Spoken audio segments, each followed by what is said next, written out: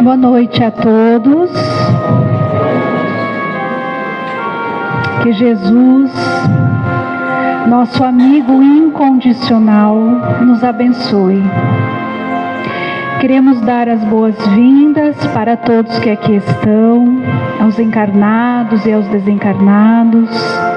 Recebam também as boas-vindas aos que nos assistem pelas redes sociais. Vamos iniciar com uma mensagem psicografada por Chico Xavier. O título dela é Nem só de pão vive o homem. Não somente agasalho que proteja o corpo, mas também o refúgio de conhecimentos superiores que fortaleçam a alma. Não só a beleza da máscara fisionômica, mas igualmente a formosura e nobreza dos sentimentos. Não apenas a eugenia que aprimora os músculos, mas também a educação que aperfeiçoa as maneiras. Não somente a cirurgia que extirpa o defeito orgânico, mas igualmente o esforço próprio que anula o defeito íntimo.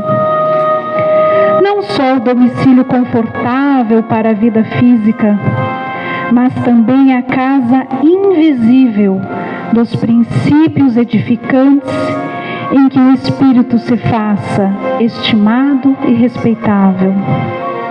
Não apenas os títulos honrosos que ilustram a personalidade transitória, mas igualmente as virtudes comprovadas na luta objetiva que enriquece a consciência eterna.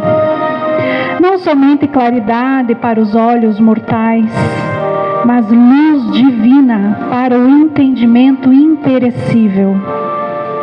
Não só aspecto agradável, mas igualmente utilidade viva. Não apenas flores, mas também frutos. Não somente ensino, mas demonstração ativa. Não só teoria, mas prática santificante. Não apenas nós, mas igualmente os outros. Disse o Mestre: nem só de pão vive o homem. Apliquemos o sublime conceito ao imenso campo do mundo. Harmonia e dignidade na vida exterior constituem dever, mas não nos esqueçamos da pureza, da elevação e dos recursos sublimes da vida interior, com que nos dirigimos para a eternidade. Meus queridos irmãos, vamos fechar os nossos olhos e pedir ao Divino Mestre que possa instruir a palestrante desta noite e com sua voz transmitir amor. Pedir à Virgem Maria, Mãe Santíssima, que nos acolha, a todos nós, encarnados e desencarnados, pois ela é Mãe Suprema. Que os irmãos luzeiros nos amparem, para que possamos ter um momento de estudo e aprendizagem. E em aprender, melhorarmos, seguindo os ensinamentos de Jesus. Obrigada e que assim seja. Nesta noite temos o prazer de receber a Cláudia Curiolete, do Grupo Espírita Allan Kardec, e a palestra é Não julgueis para não serdes julgados.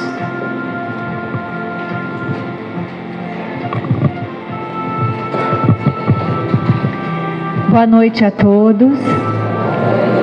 É uma alegria estar aqui novamente, a convite da casa, ter essa oportunidade de estar aqui com vocês em mais uma troca de reflexões, de palavras que nos façam pensar, repensar e sentir aquilo que possa vir a nos tocar. A escolha do tema de hoje, Não julgueis para não serdes julgados, é um tema, sem sombra de dúvida, pertinente a cada um de nós. Todos nós nascemos e aprendemos ao longo do nosso desenvolvimento humano a julgar. Nós somos levados a discernir entre certo e errado, bom e mal, justo e injusto, desde pequeninos. Somos educados no berço pelos nossos pais, desde o berço, a saber diferenciar os valores dos quais nós precisamos seguir e nos amparar. Só que às vezes o nosso julgamento nem sempre é baseado na verdadeira justiça. E é sobre esta premissa que nós iremos refletir hoje. Sobre o porquê julgamos, se todo julgamento é ruim, se às vezes eu preciso trazer à luz da verdade algum julgamento meu, se me é dado revelar, divulgar para os outros as fraquezas alheias.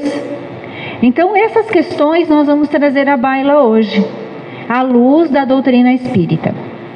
E para que a gente comece a nossa reflexão, é preciso que a gente entenda primeiramente o que seria julgar, Então o que é julgar? Julgar é uma palavra, na etimologia vem do latim, que significa judicare. Então julgar seria formar um conceito, emitir parecer, opinião sobre algo ou sobre alguém. Então seria avaliar, é ajuizar, é pensar. Não é necessariamente ruim, porque é todo aquele conceito que nós vamos formando internamente. O ato de julgar, ele pode ser bom ou mal, depende do uso que a gente faz dele. Já o julgamento é a ação de julgar por parte de juiz ou juízes. Decisão em matéria criminal ou administrativa, é o que traz o dicionário, Mas nesse caso, as palavras mais fortes seriam decidir, sentenciar e condenar. E é aqui que nós precisamos ter cuidado. É óbvio que o julgar, quando ele parte da lei, ele é fundamental. Vocês já imaginaram como seria viver numa sociedade sem leis e regras? Onde a justiça não poderia punir um criminoso ou não colocaria ordem na sociedade? Seria o caos. Nós viveríamos à base do caos. Então essa justiça baseada pelas leis humanas, pelo direito brasileiro, direito penal, como a gente é brasileiro, mas cada país possui o seu código. Esta justiça, ela é dada, sim, como ordem, como ordem civil. Mas o problema é quando a gente leva para cunho pessoal o ato do condenar. Aí, sim, é perigoso. Por quê? Porque a base desse juízo vem do nosso reservatório moral. Esse reservatório moral, ele é formado por nós, pelas nossas tendências e pensamentos julgadores em experiências passadas. Nessa existência, por exemplo. Aquilo que eu disse, desde o berço nós somos educados para entender o que é certo e o que é errado. Desde pequenininhos a gente aprende que mentir é muito feio, que falar palavrão é muito feio, que se comportar dessa ou daquela maneira não é aceitável. Então esse reservatório moral a gente vai acumulando. Esse reservatório moral, ele precisa ser questionado, porque ele pode ser falho. Muitas coisas que nós recebemos na nossa educação são excelentes, são verdadeiras, são necessárias e nos conduzem ao bem.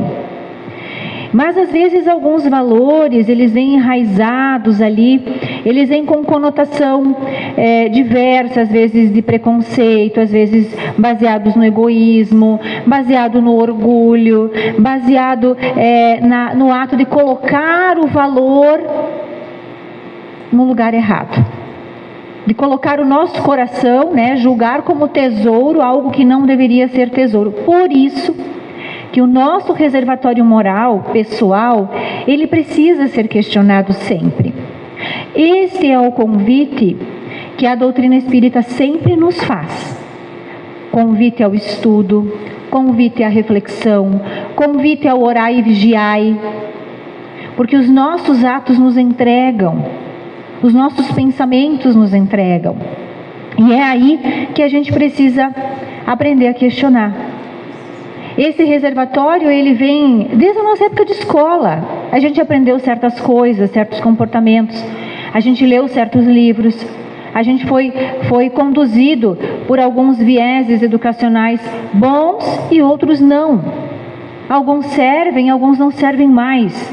Algumas coisas, elas precisam ser superadas dentro de nós, a partir da nossa consciência.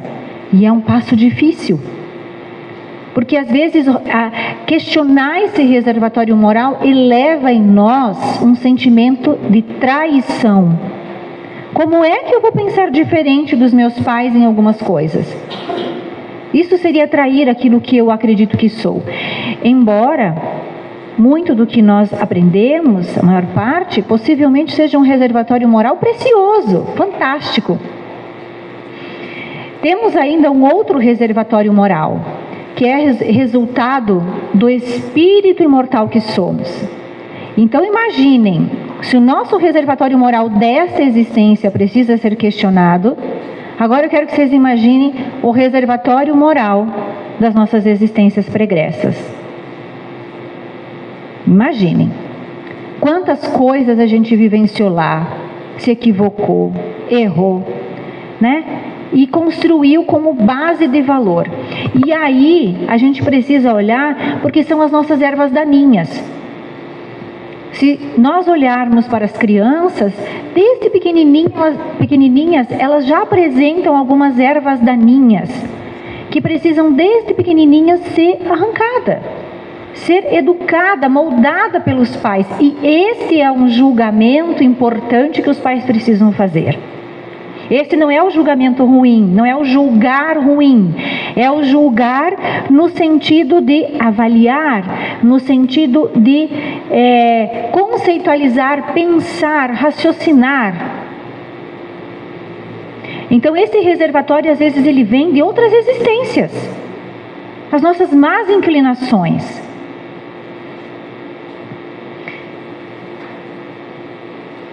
No ato de julgar, ainda, a gente precisa pensar, né, que nós somos palpiteiros por natureza. Quando Freud diz assim, quando Pedro fala de Paulo, sei mais de Pedro do que de Paulo. O que isso se chama? Projeção. Projeção pura. Às vezes, nós olhamos para o outro, enxergamos o defeito do outro, e sabe o que a gente está vendo ali? O nosso defeito espelhado. Aquela parte em mim que dói, mas que eu não consigo olhar em mim, não consigo mexer em mim, não consigo trabalhar em mim, porque dói. E aí eu aponto para o outro, porque é mais fácil. Quando eu aponto para o outro, eu passo a responsabilidade daquele defeito para o outro. Simples assim. Então esse ato de palpitar faz com que a gente não dê opinião, a gente dá sentença. Fulano não presta, ponto final. Será que é isso, gente? Todos nós temos as nossas partes luz e as nossas partes sombra, mas ninguém é inteiramente sombra. Nós somos criados para sermos luz, e algumas coisas em nós são boas sim. Então, quando a gente dá sentença sobre algumas opiniões, a gente se torna muito drástico.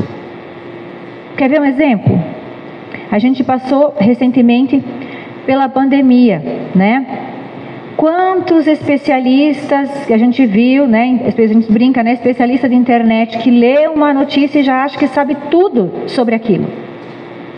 Então, a gente precisa aprender a cuidar com as sentenças que a gente dá.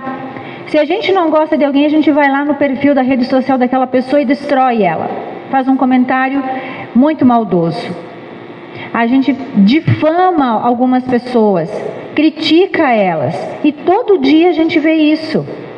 A gente vê especialista em guerra, a gente vê especialista em saúde, especialista entre aspas, né, gente? Vocês entenderam? É palpiteiro, a gente é palpiteiro por natureza, a gente é julgador por natureza. A gente sabe um cadinho assim e a gente se considera mais do que a gente é. Isso mexe diretamente com o nosso orgulho. Então, nesse caso, aqui, para que é que serve identificar o mal de alguém? Identificar o mal em alguém? Criticar alguém? Serve para humilhar. E nesse aspecto, o julgamento não é útil.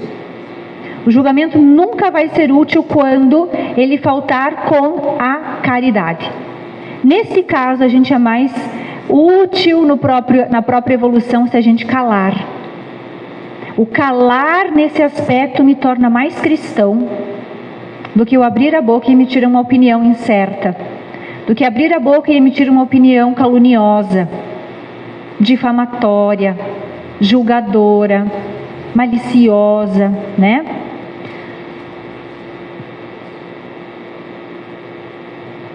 Nós temos algumas citações bíblicas que falam sobre o julgamento, e eu gostaria de compartilhá-las aqui nesse momento com vocês. A primeira delas é: não julgueis para não serdes julgados, porque com o juízo com que julgardes sereis julgados, e com a medida com que tiverdes medido, vos hão de medir a vós. Em Mateus. Aquele que dentre vós estiver sem pecado, atire a primeira pedra. No caso da mulher adúltera, né?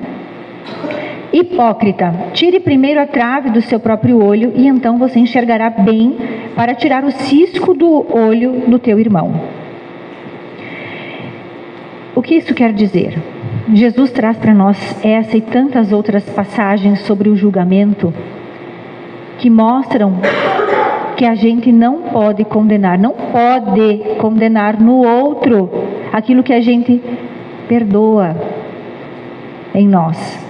Aquilo que está errado, a gente faz errado e perdoa em nós. Então, aquele que estiver sem pecado, que atire a primeira pedra. Ninguém pode atirar. E assim somos nós. Nosso telhado sempre é de vidro. Então, com que moral a gente vai julgar alguém? Alguns problemas, né, no julgamento aqui que a gente vai refletir hoje. O primeiro problema do julgamento se trata da limitação em relação ao nosso conhecimento espiritual. Nós não sabemos a nossa história pregressa e nem da história do outro. Ninguém sabe da luta do outro. Às vezes a gente se vê julgando, aquela família tem uma pessoa idosa acamada, né, que está lá sendo cuidada. E aí, às vezes, se faz aqueles comentários maliciosos, mas a roupa que usam naquele doente não é adequada. Mas eles deveriam buscar este ou aquele serviço para ajudar melhor, no serviço de saúde mais adequado. E criticam, né? Eu acho que não estão mantendo a higiene certa. Se faz uma série de julgamentos, mas ninguém vai lá ajudar. Não é? Ninguém vai lá ajudar. Ninguém vai lá ver se a pessoa precisa de alguma coisa. Então, nós não estamos ali para sentir e para viver o que o outro está vivendo. Calce os meus sapatos e tu poderás falar da minha vida. Caminhe os meus caminhos. Mas se tu não caminhar os meus caminhos, tu não saberá como é a minha marcha. Então, desta forma, a gente precisa refletir que nós, de fato, nós temos essa limitação espiritual para compreender o problema do outro. É uma limitação espiritual e o primeiro indicativo dessa limitação é o planeta que habitamos. Nenhum de nós que está aqui habita um planeta superior, ou seja, nós estamos num planeta compatível com a nossa evolução e precisamos melhorar. Isso significa que estamos muito inferiores ainda. No sentido de julgar, nós não somos aptos, principalmente julgar a vida do outro. O segundo problema do julgamento é a interpretação distorcida da realidade. E aí, o Aristóteles, né, o filósofo, ele nos traz a ideia da dicotomia, que eu vou trazer aqui para a nossa reflexão agora. A dicotomia é a ideia dos extremos. Então, quando a gente interpreta a realidade a partir dos extremos, ou a coisa é 8 ou a coisa é 80. Não existe meio termo. Ou é bom ou é mal. Ou é justo ou é injusto. Ou é preto ou é branco. Ou é duro ou é mole. Não existe meio termo. Então a gente passa a julgar pela dicotomia. É pela lei do tudo ou nada. Então isso nos traz uma interpretação, uma tendência a interpretar de modo distorcido a realidade. Que não pode ser assim. A gente não tem a visão de todos os lados da realidade para poder empreender um julgamento mais apreciado. E por fim, nós temos também como um problema do julgamento o eu e o ego, né? Porque sempre primeiro vem o nosso interesse, depois o interesse do outro. Isso se traduz pelo egoísmo. Nós temos uma tendência enorme ao endeusamento do eu. Muitas vezes nós temos uma mania de grandeza, nós temos o péssimo hábito de nos considerar maiores do que somos. E aí a gente acredita, por fim, que a nossa palavra, o nosso julgamento, a nossa ideia, a nossa verdade é superior à verdade do outro. E não é. E para mostrar isso, eu vou contar para vocês a história dos 7 sábios cegos e o elefante. Talvez alguns de vocês já conheçam essa história. Essa história é uma história indiana. E ela conta que lá existiam 7 sábios. Eles eram cegos. E eles realmente eram muito sábios. Eles viviam reunidos e discutiam muito reflexões acerca da filosofia, dos princípios da vida, buscavam soluções para dilemas. Então eram pessoas que eles se doavam muito para ajudar as pessoas no sentido de auxiliá-las a encontrar a solução para os seus próprios problemas. Só que eles tinham um grande problema ali nesse grupo dos 7 sábios cegos. Eles eram muito competitivos. Eles viviam tentando provar que um sabia mais do que o outro. Até que um dia um deles, ele ficou farto dessa situação e decidiu partir desse grupo e ir meditar nas montanhas e ficar um tempo fora. Passado algum tempo, os outros 6 que permaneceram continuavam naquela disputa de eu sei mais, você sabe menos. Havia uma disputa de ego ali, né? E certo dia, depois de se passar algum tempo, veio um visitante, um mercador para a aldeia, trazendo um belo elefante africano domesticado, coisa rara, né? Porque o elefante indiano é passível de domesticação, mas o africano é muito difícil. E aí ele trouxe esse elefante domesticado gigante para a aldeia, e todo mundo correu para ver o belo elefante. E aí chamaram os sábios cegos para que eles pudessem conhecer o elefante e dar a sua opinião e descrever este elefante. E naquilo o 7º sábio estava retornando para a aldeia também. O primeiro sábio chegou no elefante, apalpou, né, o elefante assim e disse: ah, sim, já sei como é um elefante. Um elefante é igualzinho uma parede, duro e firme e grande. Ele estava apalpando a barriga do elefante. O segundo sábio chegou, apalpou, né, disse assim: ah, então não é nada disso, não é parede. De onde é que você tirou a ideia de parede? Um elefante é igual um tronco de árvore. Ele estava apalpando a perna do elefante.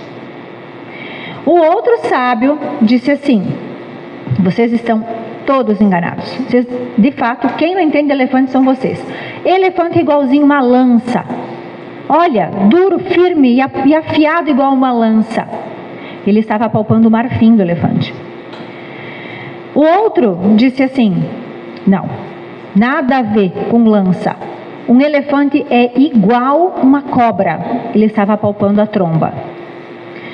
O outro disse: o elefante é igualzinho uma barraca, um tecido de barraca. Estava apalpando a orelha. O último, o sexto, falou assim: nada a ver. Um elefante é igual a uma corda. Estava apalpando o rabo. E aí, o 7º sábio que estava descendo a montanha, acompanhado de um garoto, pediu para esse garoto: você está vendo o elefante? Estou. Então agora eu quero que você desenhe o elefante para mim no chão, na areia. Faça traços ilustrando esse elefante. O garoto era um bom desenhista. E aí ele apalpou os traços e entendeu que nenhum dos seus colegas estava certo. Todos estavam errados. Por quê? Porque eles tinham uma visão limitada do elefante. Cada um viu só uma parte. O que é que isso significa? Que às vezes nós somos iguaizinhos aos 7 sábios cegos. A gente pensa que conhece um fato, a gente pensa que conhece a vida do outro, pensa que sabe sobre a vida alheia, a situação alheia, a coisa que está acontecendo lá. Mas a gente está igual àquele que está palpando o rabo do elefante, a gente está achando que é uma corda. Precisamos rever isso urgentemente, para que a gente tenha uma ampliação de percepção. Porque esses agravantes do julgamento nos levam para terrenos muito perigosos. O primeiro terreno perigoso que pode nos conduzir o julgamento é a maledicência. A gente acaba sempre vendo a maldade em tudo, enxergando o pior em tudo no outro. Se o outro está indo bem na vida, é porque está roubando. Se fulano casou e está feliz, é porque deve ter traição aí, não está certo, não pode ser assim. E as pessoas de assim em assim, de pedaço em pedaço, vão percebendo suas verdades parciais e vão construindo e tecendo julgamentos. Muitas vezes nós somos essas pessoas maledicentes, que vê maldade em tudo. Sempre tenta enxergar o pior no outro. Sabe o que falta aqui? Indulgência. Nós vamos falar sobre ela daqui a pouquinho. O segundo ponto são as fofocas. É um segundo agravante muito sério. E às vezes,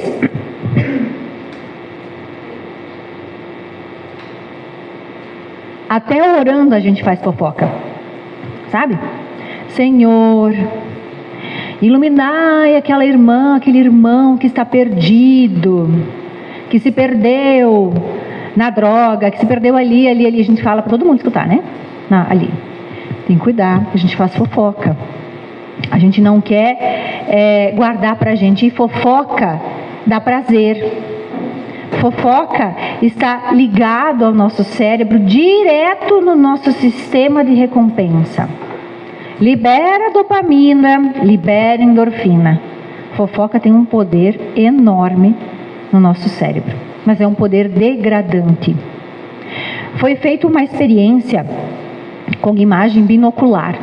É um aparelhinho que se coloca no olho assim, e cada olho vai enxergar uma imagem. Uma imagem, era uma imagem aleatória, uma imagem neutra, e no outro olho a imagem era de fatos assim polêmicos, né? Em pessoas em situações polêmicas. Adivinhem qual foi o olho que manteve atenção fixa? O olho da fofoca. Então fica comprovado realmente que nós somos muito voltados ainda à história do outro, ao babado, né? A essa questão da satisfação em saber algo de maldoso a respeito do outro. Gera uma satisfação muito grande. E isso pode estar ligado à nossa incapacidade de fazer melhor. Né? Porque quando eu vejo o outro se degradando, eu estou automaticamente justificando a minha inferioridade. Porque, se o outro errou, é porque eu também posso errar. No fundo, é uma maldade que disfarça uma insegurança. Um outro agravante ainda são as autojustificações, né? Quando a gente dirige para os nossos, para os meus familiares, os meus amores, os meus queridos, eu justifico tudo. Se eles estão errados, eu vou sempre achar uma desculpa para protegê-los. Mas se o outro que não é meu, o outro que eu não me importo muito, que não é muito ligado a mim, aí para esse a gente desce a lenha. O mesmo erro, 2 pesos e 2 medidas. Então as autojustificações, onde eu justifico os meus erros ou os erros dos meus, faltando com a caridade para o próximo, é um agravante muito sério do julgamento. E o próximo é aquele que fala da inveja e do orgulho, né? O orgulho e o egoísmo são as duas chagas morais mais difíceis da gente se libertar. E o orgulho aqui associado com a inveja, né, é quando eu não suporto o êxito alheio, então eu difamo ele para diminuí-lo. A inveja, ela quer destruir, ela não quer que o outro possua. Então ela é muito destruidora e ela tem uma associação direta com o julgamento ali, porque existe a comparação também ali e existe a questão da inferioridade. Só que a gente precisa pensar que toda vez que eu julgo, né, não julgueis para não serdes julgados. Toda vez que eu julgo, eu estou esquecendo de um princípio muito importante. Será que em algum momento da minha vida eu não vou precisar da caridade indulgente, do perdão de alguém? Será que em nenhum momento da minha vida eu vou falhar e vou precisar da misericórdia alheia? Então, é preciso que a gente se coloque nessa posição. Se hoje talvez tu não precisa dessa misericórdia, mas amanhã talvez tu vá precisar. Então, quando é a vez de tu julgar o outro, não julgue, porque amanhã pode ser você. E nós temos uma rapidez gigantesca em tecer esse julgamento. No capítulo 10 do Evangelho segundo o Espiritismo, nós temos esse convite à reflexão e bem-aventurados aqueles que são misericordiosos. Esse capítulo, nós deveríamos ler ele, reler, decorar, de frente para trás, de trás para frente, porque ele traz todas essas premissas do perdão, da indulgência, da caridade e como instrução dos espíritos, principalmente o perdão das ofensas e a indulgência. O perdão das ofensas é algo tão profundo de se dizer, de se refletir, que caberia uma noite inteira de fala somente deste tema. Mas a indulgência é você conseguir colocar o óculos da bondade e da caridade em você para tentar enxergar para além das falhas do ser humano, para você diminuir a falha do outro e elevar as suas qualidades também. Então, indulgência para com o outro é um pedido da doutrina espírita com muita frequência para todos nós. No Livro dos Espíritos, na questão 903, há uma questão muito interessante, que cabe bem aqui. Há culpa em estudar os defeitos dos outros? E a resposta é: se é para criticar e divulgar, há muita culpa, porque é faltar com a caridade. Se é para fazê-lo em seu proveito pessoal e evitar em si mesmo, isso pode algumas vezes ser útil. Antes de fazer aos outros uma censura de suas imperfeições, vede se não se pode dizer o mesmo de vós. Então, se for para nossa simples satisfação o gozo da fofoca, o gozo do julgamento, não tem valia nenhuma. Nenhuma. Mas se for para o nosso aprendizado, tem total aproveitamento. Eu gosto muito de uma frase de Augusto Cury que diz assim: quando eu aprendo com os meus próprios erros, eu sou inteligente. Mas quando eu aprendo com os erros dos outros, eu sou sábio.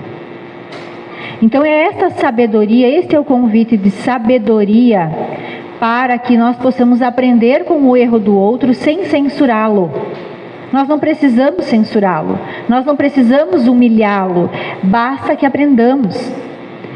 No Evangelho segundo o Espiritismo ainda, tem a seguinte questão: nós podemos divulgar o mal do outro? Será que a gente poderia? Se as imperfeições de uma pessoa só ela prejudicam, não há utilidade em revelar. Mas se podem prejudicar a terceiros, pode-se atender ao interesse do maior número. Desmascarar a mentira e a hipocrisia pode ser um dever, pois vale mais que um caia do que muitos homens caiam. Então, há casos e casos. Se for somente para divulgar o mal do outro, para humilhá-lo, porque ele está prejudicando somente a si, não tem por que fazer isso. Mas se é para proteger uma maioria, então pode-se constituir um dever moral, né, se revelar para que outros mais não sejam prejudicados. E nisso entra, inclusive, os parâmetros da lei e da justiça que a gente conhece nos tribunais da vida, né?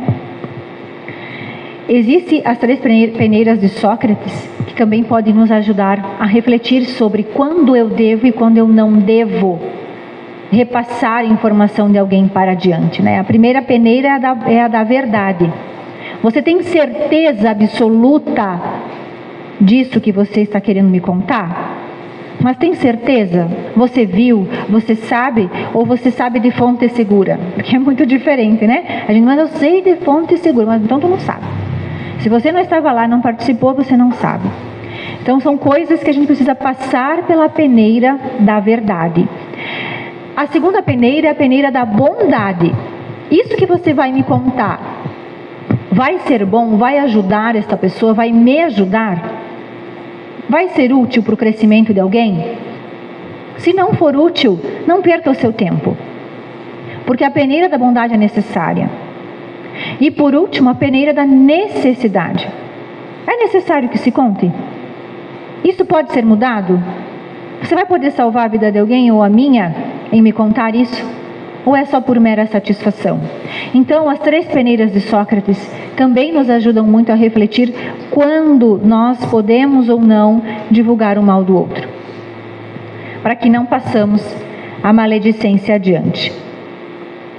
E para a gente purificar o julgamento, né? Então, quem estiver sem pecado, que atire a primeira pedra. Então, nós não devemos julgar no outro aquilo que a gente desculpa em nós. Chico falava uma coisa muito interessante, ele psicografou através do Emmanuel, né? Criminoso é qualquer um de nós que foi descoberto. Criminoso é qualquer um de nós que foi descoberto.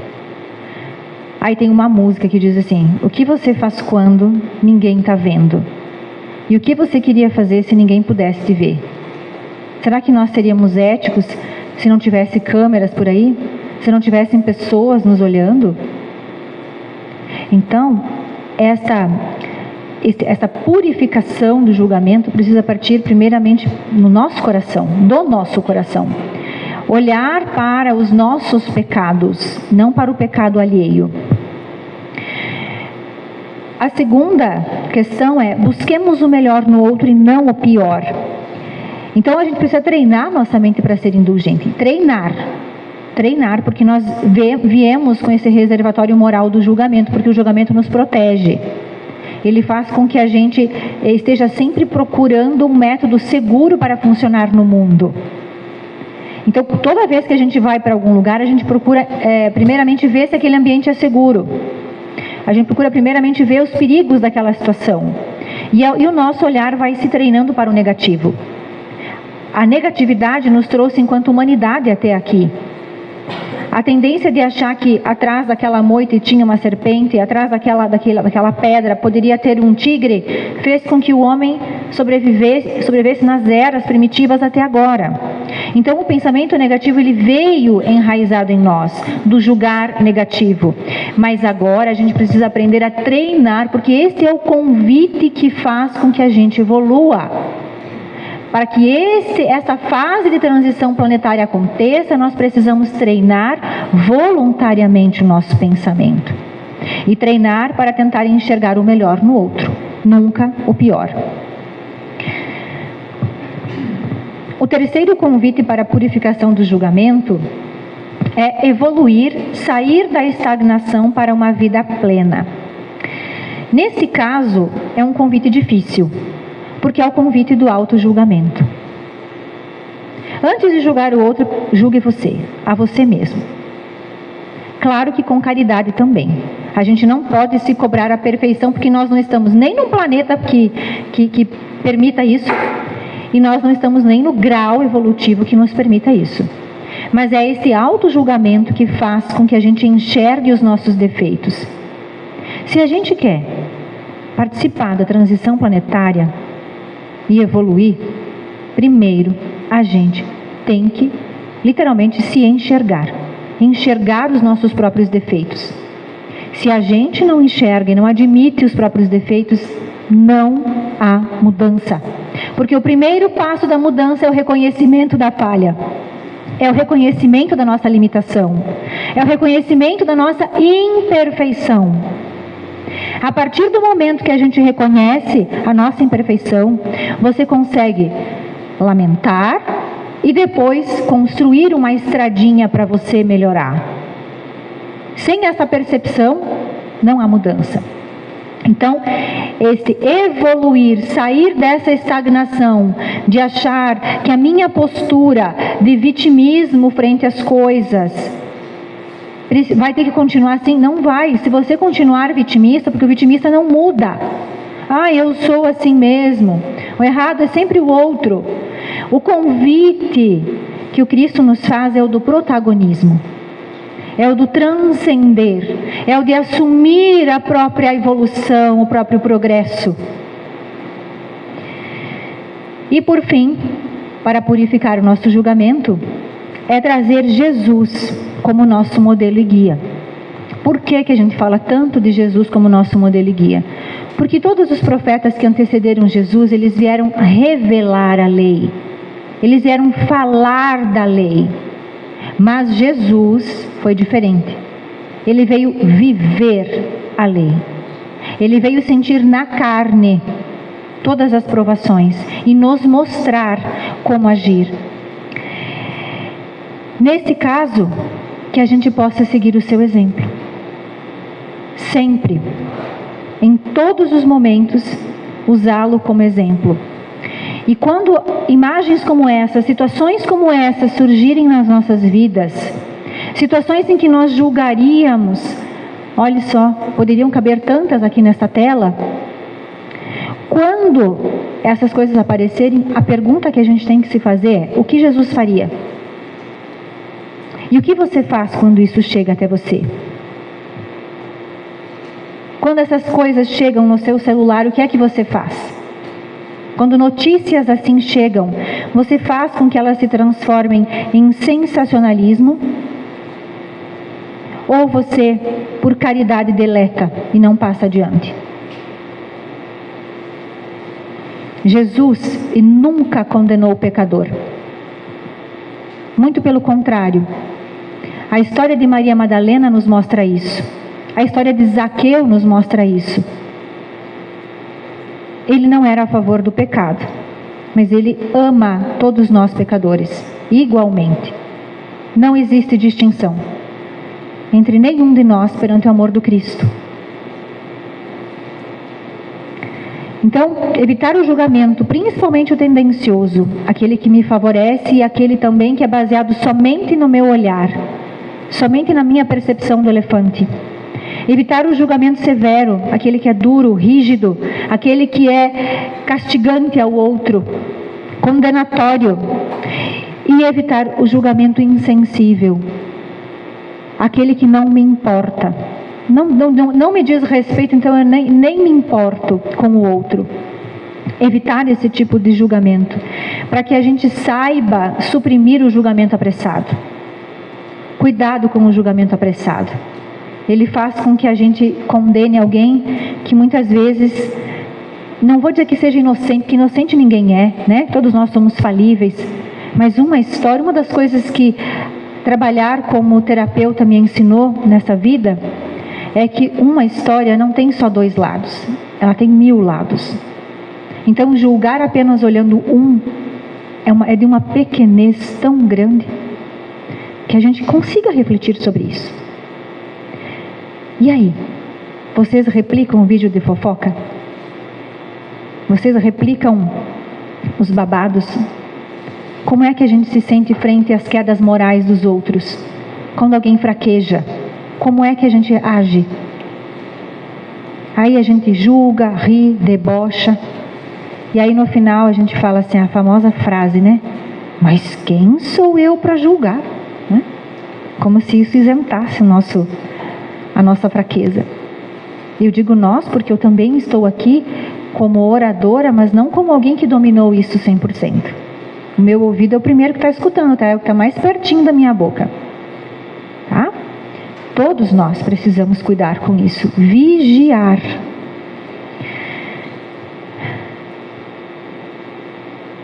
E o convite que Jesus nos deixa sempre, né? É amar e perdoar. Que a gente possa amar-nos sempre, uns aos outros, como Ele nos amou. Não existem mais as crianças do vizinho. A gente deveria pensar, existem as nossas crianças, porque o mundo é nosso. Os nossos irmãos. As pessoas que convivem conosco são todas... Pode não ser, nesse primeiro momento, do teu interesse, mas é um problema seu, porque habita o mesmo planeta que você. E agora, o crescimento que é convocado a todos nós é o crescimento coletivo. Que a gente possa crescer em coletividade, e o primeiro passo para isso, talvez seja o cuidado com o julgamento precipitado. Madre Teresa dizia: se você julga as outras pessoas, você não vai ter tempo para amá-las. E ela fazia isso mesmo, né? Ela cuidava dos doentes, limpava as feridas, independente de quem fosse. Se era merecedor ou não, não sei, mas ela não julgava, ela só amava. Que a gente possa ser isso. Que a gente possa aprender com esses grandes exemplos que permearam a nossa história, amando e não julgando. É um exercício difícil, mas é um exercício possível. Aos poucos a gente vai se lapidando, a gente vai aprendendo, se policiando, para que a gente possa crescer juntos e iluminados. Mais uma vez eu agradeço pela oportunidade de estar aqui. E na próxima quinta-feira teremos mais palestras, né? Com os demais amigos aqui da Luz de Jesus. Muito obrigada. Obrigada, Cláudia, pelas importantes reflexões. Nós vamos agora para o passe. Vamos diminuir um pouquinho as luzes. Eu convido aos trabalhadores da casa para se posicionarem.